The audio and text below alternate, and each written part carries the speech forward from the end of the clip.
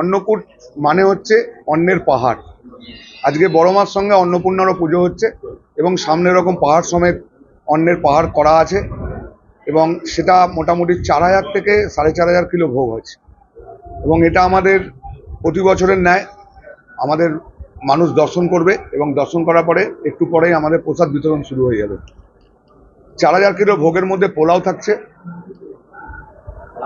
আলুর দম থাকছে, চাটনি থাকছে, পায়েস থাকছে, 5 রকম ভাজা থাকছে, যেটা মানুষের মধ্যে বিলি করা হবে এবং সেটা কুপনের মাধ্যমে।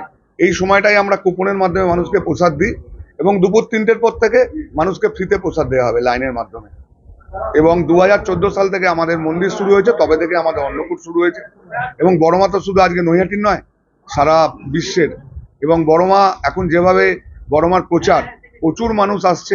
আমার আবার আপনাদের মাধ্যমে বলা, নৈহাটিবাসীর কাছে অনুরোধ, যারা বাইরে থেকে আসছে তাদের একটু সুযোগ করে দিন যাতে বড়মার দর্শন করতে পারে, যাতে বড়মাকে দর্শন করে বড়মার কাছে কিছু চাইতে পারে।